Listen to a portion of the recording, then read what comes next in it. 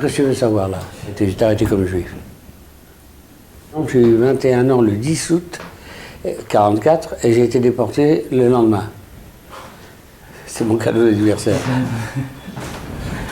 Et j'ai été libéré le 27 janvier. Ça fait donc 6 mois pile entre les mains des SS. Quand le train a passé la fameuse porte de Birkenau, on a vu qu'il y avait des barbelés, des miradors, un quai.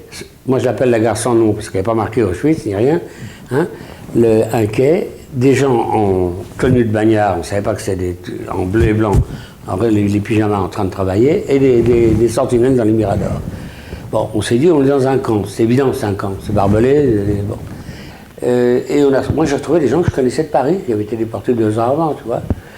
Et donc ils nous ont raconté ce qui se passait, ça se passait à 100 mètres. Alors, on ne les a pas crus. Parce que quand tu es un type normal, que tu arrives d'un pays d'Europe occidentale, que tu as eu une éducation normale, on te raconte qu'on va être trié, ceux qui ne sont pas aptes à travailler vont être gazés, tu te dis, ces mecs-là sont fous. Un meurtre systématique, un abattoir pour humains, tu ne peux pas l'avaler, tu ne le crois pas.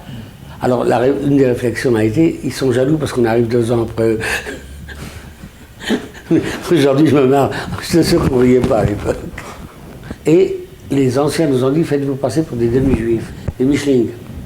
Pourquoi des Micheling? Parce qu'à l'époque, les demi-juifs n'étaient pas gazés. Pas de sélection. Le résultat, c'est que, tu vois, je vais te le montrer, ta caméra, tu vois. 193 143. Quand j'étais arrêté, c'était les restrictions à l'époque, je n'avais pas de chaussures.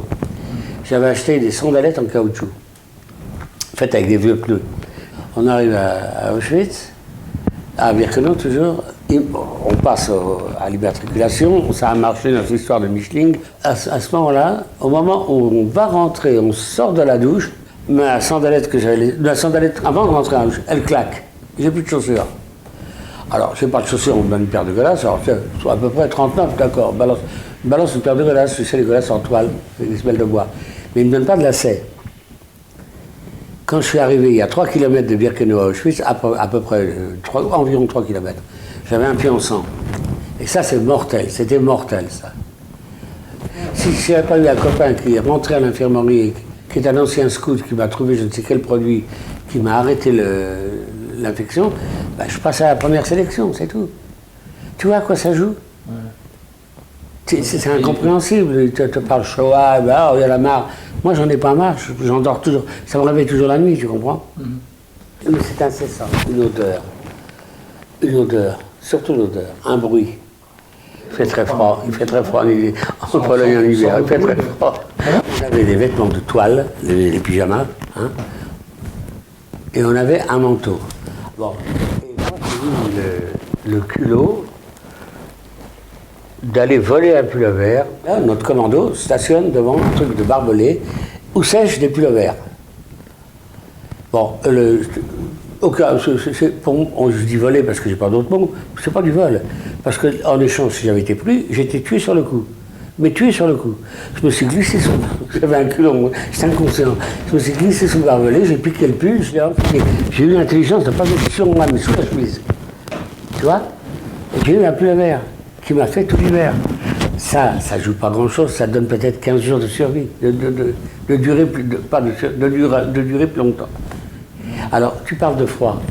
J'ai pris le métro jusqu'à Aragon, terminus de la ligne, et là, tu as une navette qui fait Aragon IGR, l'Institut Gustave Roussy. Alors, c'est une cochonnerie d'arrêt d'autobus, de gare d'autobus, il y a un courant d'air terrifiant, c'était en plein hiver. Je grelottais. C'est très extraordinaire parce que je l'ai dit à Josette, je crois, ce matin. Et d'un coup, je me suis dit, mais froid, qu'est-ce que ça veut dire froid? Je suis basculé en arrière. Et j'ai cessé d'avoir froid. Alors, il y a une question que je me pose. Ceux qui ont survécu, ou ils sont rentrés dans un tel état qu'ils sont morts tout de suite, et tous les autres dont je fais partie, je crois qu'ils avaient et qu'on a une résistance extraordinaire. Chez certaines personnes, des situations extrêmes déclenchent des résistances extrêmes. C'est tout, hein, on ne va pas plus loin. Moi, j'ai eu un moral d'acier à mon déportation. Je n'ai jamais craqué au corps. J'ai eu un moral d'acier. Je ne me vante pas, c'est pas de... Et je disais tout le temps, si j'en sors, j'ai toujours ajouté, et j'en sortirai. Bon, c'est de la blague, c'est d'un vœu pieux, parce que 2 jours avant la libération, on a failli être flagué, on avait les SS devant nous avec le doigt sur la tête.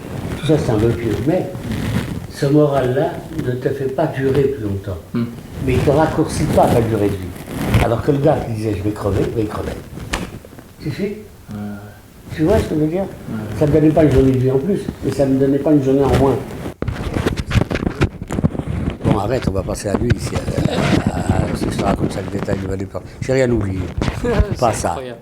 C'est incroyable, incroyable. Quand tu dis Auschwitz ne peut pas être mise en mots, la mort vécue ne peut pas se raconter, est-ce que ça veut dire que finalement, nous-mêmes qui n'avons pas vécu à Auschwitz, on ne peut pas en parler? Écoute Bruno, tu peux en parler. Tu vas lire un bouquin, tu vas être ému, tu vas en parler. Mais moi je prétends que la seule façon de parler des camps, c'est de les avoir vécus affectivement, pas intellectuellement. Toi, tu as une connaissance intellectuelle des camps.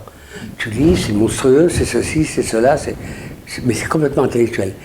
Tu sais, avoir faim, tu t'imagines ce que c'est. Tu as eu faim aussi, tu as sauté un repas, ça t'est arrivé. Tu sais pas ce que c'est que d'avoir faim.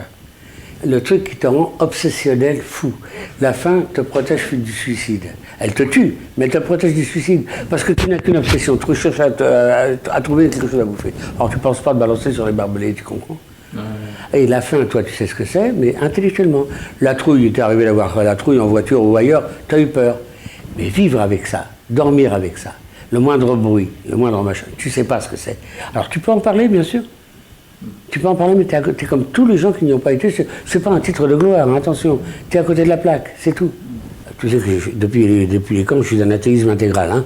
J'empêche pas les gens de croire, au contraire, je voudrais bien être croyant, je peux pas. Ça passe pas. Non, moi, je n'ai jamais rejeté le judaïsme, je ne rejetterai jamais. Je considère que le judaïsme, c'est quelque chose de... Je parle pas de la religion, hein. Je parle de la pratique quotidienne, de la vie quotidienne, quand on est juif, et que c'est quelque chose de prodigieux. Je suis passionniste, je sais, c'est pas mon pays, Israël. Israël m'a rendu ma dignité. Je suis pro-israélien à fond. Alors, la langue des camps, alors là aussi c'est important. La langue des camps, c'est l'allemand. Si tu ne comprends pas l'allemand, tu meurs plus vite que les autres. Tu n'as pas commis un ordre, tu te fais tuer. Bon, si tu n'as pas compris. Bon. Moi, j'ai eu, entre guillemets, la chance de parler yiddish. Comment faisaient les gens qui ne savaient pas? Eh bien, ils mouraient plus vite que les autres, c'est tout. C'est simple. Tu ne comprends pas, tu te fais tuer. Hein? La monnaie du camp, c'est la cigarette. Je peux donner les prix. Quand j'étais un pain, valait 28 cigarettes. Et le soir de Noël, il en valait 42. Parce qu'on avait touché les rations avant, tout le monde avait tout bouffé. Je te jure que c'est vrai. Je suis pas besoin de jurer, je raconte, je fabule pas. Dis-moi, est-ce que... Mais non, mais il faut quand même te mettre dans la tête et tu vas comprendre ce que c'est Auschwitz. Auschwitz, c'est la même chose qu'une ville normale, mais à l'envers. Tu sais, tu es dans une ville normale, il y a du commerce, il y a trois blocs d'hôpitaux, un qui sert pour les cobayes, 2 blocs d'hôpitaux. Tu as une gigantesque cuisine, tu as une cantine qui est réservée à certains et pas à d'autres, tu as le bloc tu as des pompiers, c'est tous les portes et les pompiers. Bon, tu as des pompiers, tu as une police, les triangles verts et les pompiers sont les flics. Hein. Alors tu as une ville exactement, il n'y a pas de poste, hein, mais tout le reste, pareil. On m'a même dit, mais ça je ne l'ai pas vu, qu'il y avait un bordel à Auschwitz, qui était réservé aux capots. Et le copain qui me l'a dit, je le crois, c'est celui avec qui j'ai quitté le camp, qui avait tout exploré. Il m'a dit, il y a un bordel, ils ont des lits qui ne sont pas en blanc. C'est pas à 3 étages. Et je pense qu'il ne m'a pas menti. Je ne l'ai pas vu, hein, attention, je précise. C'était réservé au capot à certains types. La tendresse au camp? La tendresse c'est quoi? La pitié, oui, pas la tendresse. La pitié, ça pouvait, oui, ça arrivait. Pouvait exister? Oui, bien sûr, ça existait, bien sûr. Et je me suis lavé tous les jours, moi, au camp. Je n'avais pas de savon, je me lavais à l'eau froide. Mais je me suis lavé tous les jours. Je n'avais pas de serviette pour m'essuyer. Hein. Bon, c'est ton monde normal, tu inverses tout. Tout devient négatif. Mon voisin, c'est un ennemi. Si je laisse ma ration de pain, il va piquer. En même temps, c'est mon ami parce qu'on est dans la même merde. Et là-dessus, les SS vont jouer pour séparer les gens. J'avais un sommeil, j'ai toujours dormi. Dans n'importe quelle circonstance, j'ai dormi. Alors qu'il y a des gens qui n'arrivaient plus à dormir. Alors, si tu perds en plus le sommeil, que tu as faim et que tu bosses, tu es mort. C'est tout. Tu vois, ça joue sur des choses infimes que tu ne contrôles pas. Les rêves, je ne sais plus si oui, toujours le même. Toujours le même. J'étais chez moi, je bouffais une omelette de jambon. J'ai rêvé, j'étais jeune. C'est sûr, c'est incroyable. J'ai rêvé toutes les nuits, je bouffais une omelette au jambon. J'ai dit, quand j'en sortirai, je bouffe une omelette au jambon. J'étais obligé de bouger. Un des mots-clés du camp, c'est Bewegung. Mouvement. Tu sais pourquoi? C'est simple. Tu imagines un chantier, tu vois, ça, cette table-là. Tu as 100 types qui bossent. Il y en a un qui est immobile. La sentinelle qui est là-bas voit tout de suite celui qui est immobile. Alors, le mot-clé, capot et autres, Bewegung, Bewegung, mouvement, mouvement, mouvement. Fallait que tu bouges. Même si tu foutais rien, fallait que tu bouges. Tu sais que tu es mort. Quand je dis qu'on est mort à Auschwitz, je ne suis pas le seul, tout le monde le dit. Et tu sais, la meilleure phrase là-dessus, c'est Samprun quand il dit « Ceux qui sont revenus ne sont pas les survivants, ce sont des revenants ». Mais il l'entend dans le sens de fantôme.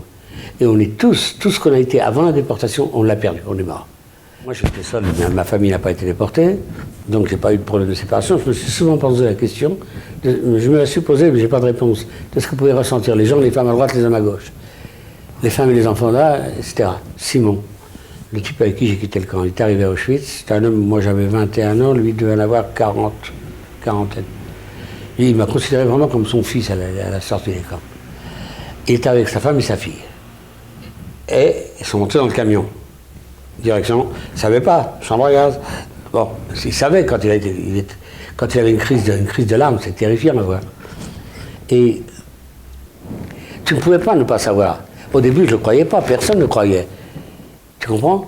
Mais au bout de très vite, très vite, tu piges. Et tu piges et tu ne comprends pas. Parce que ce n'est pas concevable pour toi.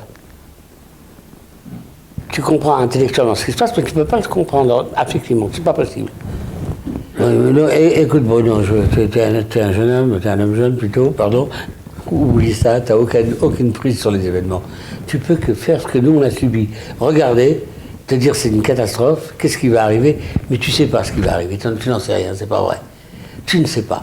La Shoah, il n'y a pas de précédent, et j'espère qu'il n'y aura jamais de suite, c'est tout ce que je peux te dire.